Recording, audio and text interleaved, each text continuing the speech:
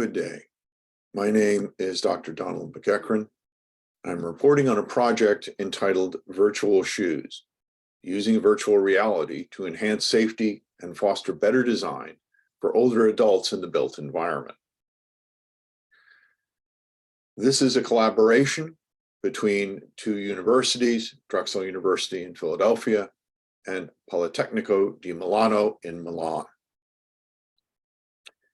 In fact, this is part of a broader collaboration between the two universities involving responsive urban environments. For this project, on the Drexel side of the house, you have the following faculty.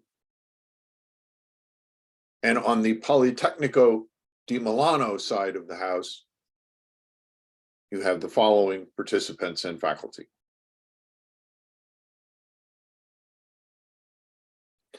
This is part of an age-friendly Drexel pilot grant program. And over the years, virtual reality has become more accepted and more common in both entertainment and in education. Virtual reality has gained a larger role in architecture, engineering, and construction. And immersive environments seem to provide a better spatial understanding when compared to two-dimensional or non-immersive three-dimensional representations. This project uses VR technology as a new medium, and we will test the hypothesis that a designer's perspective can be enhanced when exposed to how users perceive the built environment. In particular, in this project, the target group of users consists of older adults. The main aim is to increase awareness about older adults' specific needs for spatial quality and navigation by exposing young adults to environments as they would have been perceived by older adults. For example, if we take a look at a building on the Politecnico di Milano campus, and we look at a stairway leading to the entrance of the building, the stairway seems perfectly reasonable and not a navigation problem. However, if you look at the same stairway when you come out of the building, it's a very different impression. Here, it's very difficult to determine where one stair ends and another begins. And while this may not be a large problem for a younger adult, for an older adult coming out of a dark building into bright sunlight, the delay in accommodation may be such that they miss the stairs, that they do not navigate this appropriately. And thus these stairs become a risk for injury for older adults. So this is not just a situation that occurs in Milan. Here you have the Westfall College of Media Arts and Design, fairly famous urban center, a remarkable building, both from the outside and even more so from the inside. A unique structure that delights our undergraduate and graduate students, our young adults, but perhaps is a bit more problematic for older adults. The stairways seem to float. They are not as well defined. There is a large skylight where light can come in and create glare. There are many shiny surfaces off which light can reflect. So just as we saw before with the disappearing stairs as you come out of the building as an older adult, you have difficulties in navigation in this kind of environment as an older adult. So the way the project protocol has been set up is that first we need to recruit young adults, students and young alumni less than 35 years of age. This recruitment has begun with biomedical engineering alumni having been contacted from the School of Biomedical Engineering, Science and Health Systems. And we have 23 undergraduates that have consented to participate to date from Drexel University. We're going to provide an introduction to a virtual environment with young adult perceptions, as you'll see in just a minute.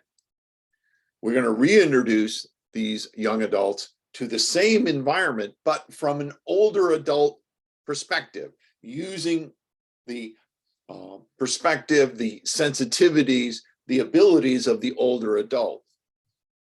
And then we're going to repeat this, so there'll be two different environments, both at the young and older perception approach. And then we're going to test to determine if students and alumni design sensitivities for older adults has in fact been enhanced by this virtual experience. The current schedule for studies activities to begin is February 2023. So in order to give you a sense of this, here we have an image of the current environment that we're working on. And so you can see this environment, or at least part of this environment, from a young adult perspective, and then from an older adult perspective, where you can see there are issues with contrast and glare. But now we're going to give you a demonstration. So bear with me a little bit while I stop share here and reinitiate it for this particular video, which will show you this environment from a young adult perspective. So here we are moving through the environment. We have a little fountain there off to the side on the wall. Here's the stairs. They're a little bit hard to see, but not too difficult. There's some shadowing on these stairs, but they still seem to be fairly easy to see and navigate. The outside external environment is fairly clear. So you go along this pathway and you walk down the pathway, you glance into the kitchen, no problem there. You turn around and you decide to enter the building. You go down the hallway. Again, glance into the kitchen from the inside. There are the appliances, the faucet, nothing particularly problematic. You then go into a conference room, glance around the conference room, the tables, the chairs, the walls, all very clear at this point. Okay. Well, now we're going to stop the share, reset the share, but then now for a different perspective. Now we're looking at this from an older adult's perspective. Notice the glare and the difficulty seeing the stairs. They virtually disappeared. There have significant glare down the hallway. The contrast in the stairs is a little bit disconcerting. You move up, you move outside. The external environment is a bit washed out. It's almost like you're looking through a fog. As you go down the pathway, you look inside the kitchen, and there are elements that might distract you, shine and glare from the faucet, for example. You glance down the corridor. Again, you're going to glance into the kitchen, and there's considerable glare. It's difficult to actually determine what various parts of the kitchen actually are. And then you go into the conference room, and it's dark. There may be chairs and tables in there, but it's not clear exactly where they are. So this is the idea, that we are going to create a set of environments where there will be a normal environment for the younger adult, followed by an aged environment, that same environment, but from an older adult's perspective. And I should point out that the environments that you just saw are in progress. They're undergoing revision and enhancement at the present time. So finally, as a follow-up, we envision completing the following activities for the scientific community and professionals, both current and future.